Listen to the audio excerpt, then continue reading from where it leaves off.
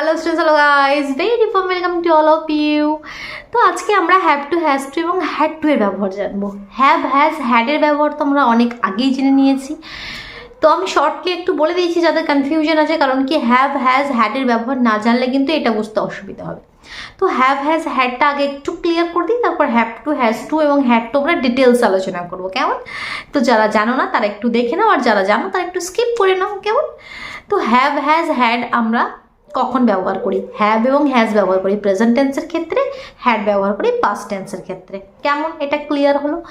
এবার দেখো, এখানে কি first person, second person, third পার্সনের কনসেপ্ট আছে, যেটা বুঝতে অনেকের অসুবিধা হয়, যার জন্য আমি একটা শর্ট ট্রিক তোমাদেরকে বলেছিলাম। সেটা কি আই, উই, ইউ, দে, মেনির কনসেপ্ট, তাই তো? আমি first person, second person, third person এভাবেও তোমাদেরকে ক্লিয়ার করেছি বারবার। তোমরা চ্যানেলে ভিজিট করে ইংলিশ গ্রামার নামের প্লেলিস্ট চেক করতে পারো, সেখানে সমস্ত তোমরা কিন্তু পেয়ে যাবে। অথবা সার্চ করো হ্যাভ, হ্যাজ, হ্যাডের ইউজেস বাই বেঙ্গল এডুকেশন, সেখান থেকেও তোমরা পেয়ে যাবে। তো আমি এখানে শর্টলি তোমাদেরকে বলছি আই, উই, ইউ, দে, মেনির কনসেপ্টটা খুব ইজি, যেটা কিন্তু মনে রাখা খুব সোজা। অন্য কোথাও তোমরা এই কনসেপ্ট কিন্তু পাবে না। এটা আমি শুধুমাত্র খুব ভেবে তোমাদের জন্য এই নিয়মটা কিন্তু তৈরি করেছি। আই, উই, ইউ, দে, মেনির কনসেপ্ট দেখো, আই, উই, ইউ, দে, মেনির ক্ষেত্রে হ্যাভ হবে, বাকি সবাইয়ের ক্ষেত্রে হ্যাজ হবে। প্রেজেন্ট টেন্সের কথা বলছি, বর্তমানের কথা বলছি। I have, you have, I, we, you, they, many একদম লিখে নাও। I have, we have, you have, they have, many have. Many have মানে কি? মানে যখন একের থেকে বেশি। কার্স, বার্ডস বা মাঙ্কিজ বা চিলড্রেন মানে কি অনেক বাচ্চা, তো এই ক্ষেত্রে কি হ্যাভ হবে, কিন্তু চিলড্রেন হ্যাজ হবে না, হ্যাভ হবে, ঠিক আছে? I, we, you, they, many, just এই পাঁচটি তোমাদেরকে মনে রাখতে হবে। এক্ষেত্রে হ্যাভ হবে, I have, we have, you have, they have, many একের থেকে বেশি জিনিস থাকলে হ্যাভ। বাকি সবাইয়ের ক্ষেত্রে has, Ram has, he has, she has, it has, কেমন? আর হ্যাড তো বলেই দিলাম পাস্ট টেন্সের ক্ষেত্রে, পাস্ট টেন্সের কথা হলে সেখানে সবার সঙ্গে, ঠিক আছে? সবার সাথে কিন্তু আমাদের হ্যাড হবে পাস্ট টেন্সের কথা হলে, অতীতের কথা হলে। হ্যাভ, হ্যাজ, হ্যাডের কনসেপ্ট ক্লিয়ার হলো। চল এবার আমরা যাই have to, has two, had to. এগুলো অ্যাকচুয়ালি কি মডেল হেল্পিং ভার্বস, ঠিক আছে? এগুলো কেমন সেন্টেন্সে ব্যবহার করা হয় আগে একটু বাংলায় বলি। তে হয়, তে হবে বা তে হয়েছিল। বাক্য বললে তে হয়, আমাকে রান্না করতে হয়, আমার ইচ্ছে থাকুক বা না থাকুক আমাকে কাজটি করতে হয়, আমাকে রান্না করতে হবে বা আমাকে রান্না করতে হয়েছিল, আমাকে স্কুলে যেতে হয় বা আমাকে স্কুলে যেতে হবে বা আমাকে স্কুলে যেতে হয়েছিল, আমাকে গান শিখতে যেতে হয় বা আমাকে গান শিখতে যেতে হবে, ঠিক আছে? বা আমাকে গান শিখতে যেতে হয়েছিল, পাস্টের কথা বলছি। তো এই ক্ষেত্রে আমরা হ্যাভ টু, হ্যাজ টু এবং হ্যাড টু এর ব্যবহার করব। তো এখানে প্রথমে হ্যাভ টু আর হ্যাজ টুটা ক্লিয়ার করি। হ্যাড টু তো পাস্ট টেন্সের কথা হলে হবে, তো সেটা একটু পরে ক্লিয়ার করবো। আগে হ্যাভ টু এবং হ্যাজ টুটা সুন্দরভাবে বুঝে নাও। তো হ্যাভ টু, হ্যাজ টু ব্যবহার করা হবে আমাদের তে হয় বা তে হবে, আমাকে রান্না করতে হয় বা আমাকে রান্না করতে হবে, আমাকে পড়াশোনা করতে হয় বা আমাকে পড়াশোনা করতে হবে, এরকম সেন্টেন্সের ক্ষেত্রে। তো হ্যাভ, হ্যাজের কনসেপ্ট তো আমরা সবাই জানি, ওই যেটা আমি আগেই বললাম I, we, you, they, many, ঠিক আছে? হ্যাভ, হ্যাজ, তো সেটার ওপর বেস করে তোমাদের সেন্টেন্সে আমাকে লিখতে হচ্ছে হ্যাভ, হ্যাজ। তো এখানে আমি দুটো কনসেপ্ট বলছি। তে হয়, আমাকে রান্না করতে হয়, আমি বলছি আমাকে রান্না করতে হবে। তো আমাকে রান্না করতে হবে এটা অনেকে ভাবছে কি, তো ফিউচার টেন্সের কথা হয়ে যাচ্ছে, এটা প্রেজেন্টের কথা হচ্ছে না, কি পরে করতে হবে। তো সেখানে কিভাবে আমরা হ্যাভ টু বা হ্যাজ টু ইউজ করব, বা কখনো কখনো উইল হ্যাভ টু ইউজ করতে হবে, তো সমস্ত কনসেপ্ট এবার আমরা উদাহরণ দিয়ে এক এক করে বুঝে নেবো, কেন? তাহলে এবার আমরা এক্সাম্পল লিখে সুন্দরভাবে কনসেপ্টটা ডিটেলসে বুঝে নিই। তো দেখো, আমি একটা সেন্টেন্স লিখছি, I have to speak English. I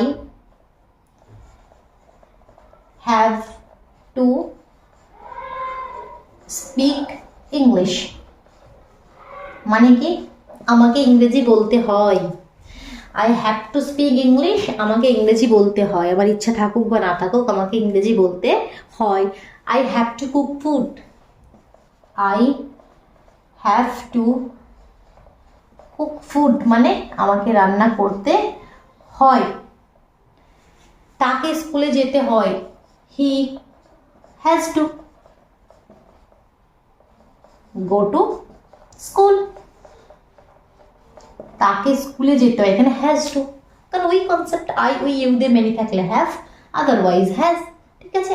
he has to go to school, তাকে স্কুলে যেতে হয়, এখনো আমি কি বলছি সব তে হয় দিয়ে, তে হবে এটা আমি ক্লিয়ার করব কি তে হবে কখন প্রেজেন্টের কথা হচ্ছে বা তে হবে কখন ফিউচারের কথা হচ্ছে।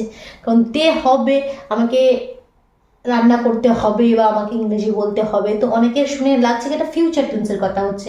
না, এর মধ্যে প্রেজেন্ট কিন্তু লুকিয়ে আছে, সেটা আমি পরে ক্লিয়ার করছি, আগের দিকটা ক্লিয়ার করি। আরেকটা জিনিস এখানে লক্ষ্য করছো, স্পিক, কুক, গো, ভার্বের ফার্স্ট ফর্ম, ভার্বের ফার্স্ট ফর্ম, ভার্বের ফার্স্ট ফর্ম। এখানে সব সময় যে হ্যাভ টু, হ্যাজ টু এবং হ্যাড টু, যেটা পাস্ট হোক ফিউচার হোক বা যাই হোক না কেন, সবসময় কিন্তু ভার্বের ফার্স্ট ফর্ম আমরা ইউজ করবো, এটা এখানে কিন্তু লক্ষ্য করার জিনিস। Clear?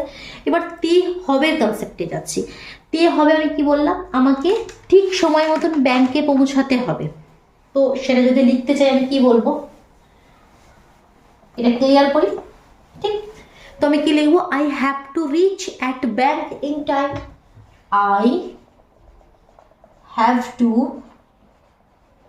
Rich at bank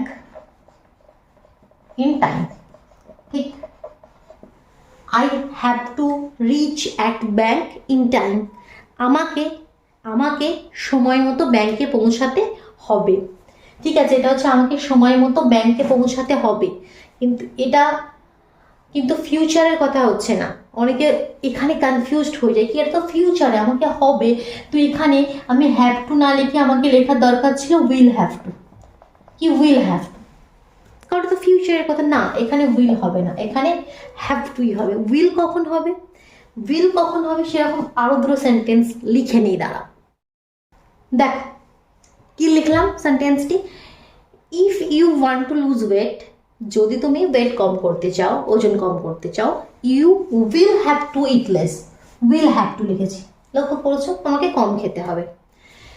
to lose wait, ওজন কম করতে হলে you have to eat less, এখানে হ্যাভ টু লিখেছি, উইল হ্যাভ টু লিখিনি, তোমাকে কম খেতে হবে। দুটোই কি ফিউচারের কথা হচ্ছে না? এটা কি বলছি, ইফ এর মানের মধ্যে কিন্তু একটা ফিউচার মানে এখন সেটা নয়, সেটা অনেক পরে হবে, যখন হবে তখন সেটা করতে হবে। একটা হচ্ছে কথার মধ্যে বর্তমানের ভাব আছে, এটা হচ্ছে if you want to lose weight, যদি তুমি ওজন কম করতে চাও, এখন কোনো ওজন কম করার কথা হচ্ছে না, তুমি কাউকে বলছো যদি তুমি ওজন কম করতে চাও, you will have to eat less, তোমাকে কম খেতে হবে। আর এটা কি, টু লুজ ওয়েট, ওজন যদি কম করতে চাও, you have to eat less, তোমাকে কম খেতে হবে। এই সেন্টেন্সের মধ্যে প্রেজেন্ট বর্তমানের ভাব আছে, এখানে উইল হ্যাভ টু হবে না। যেমন এটা আমাকে ব্যাংকে যেতে হবে, আমাকে যেতে হবে, এক্ষুনি কিছুক্ষণ পরে আমাকে যেতে হবে, এখানে কোনো ফিউচারের কনসেপ্ট আছে না, সব প্রেজেন্টের কনসেপ্ট, যার জন্য শুধুমাত্র have to, will have to নয়, যেটা ফিউচারের কনসেপ্ট হবে সেটা হচ্ছে will have to. Clear? Have to আর হ্যাজ টু ক্লিয়ার। এবার আমি চলে যাচ্ছি হ্যাড টু। তো হ্যাড টু সিম্পল পাস্টের ক্ষেত্রে আমাকে কোনো কিছু কাজ করতে হয়েছিল, আমাকে রান্না করতে হয়েছিল বা আমাকে ব্যাংকে যেতে হয়েছিল, সেটা যেমন আমাকে ইংরেজি বলতে হয়েছিল, I had to speak English, I had to speak English, পুরোটাই লিখি, I had to speak English, আমাকে ইংরেজি বলতে হয়েছিল, আমাকে রান্না করতে হয়েছিল, পাস্টে হয়েছিল, সিম্পল হ্যাড টু, এখানে কোনো হ্যাভ অ্যাজ এ কনসেপ্ট আসবে না। I had to cook food, I had to cook food. Clear? আশা করি আর কোনো কনফিউশন রইল না, তো সুন্দরভাবে নোট করে নাও, ভিডিও ভালো লাগলে কিন্তু অবশ্যই লাইক করে দাও, কেমন? তো have to, has two, had to এর কনসেপ্ট আমাদের সম্পূর্ণভাবে জানা হলো, কেমন? তো আশা করি বোঝা গেল, আর কোনো অসুবিধা রইল না। Have to, has two, had to জলের মতন সোজা, ঠিক আছে? কনসেপ্ট একদম ক্লিয়ার রাখতে হবে, ইংলিশ গ্রামারের সমস্ত কনসেপ্ট সুন্দরভাবে ক্লিয়ার রাখতে হবে, তবেই কিন্তু আমরা ফ্লুয়েন্টলি ইংলিশ বলতে পারবো বা লিখতে পারবো, ঠিক আছে? তো যে কোনো কনফিউশন দূর করার জন্য চ্যানেলে ভিজিট করে ইংলিশ গ্রামার নামের প্লেলিস্ট চেক করো, অথবা তোমরা সার্চ করো কি ইংলিশ গ্রামার টপিক্স বা ইংলিশ যে টপিকটা তোমরা চাও সিম্পল সেই টপিকটার নাম দিয়ে বাই বেঙ্গল এডুকেশন বা বাই ইলকিয়াস ম্যাম সার্চ করো, তোমরা পেয়ে যাবে, কেমন? চলো তাহলে আজকের মতন টাটা।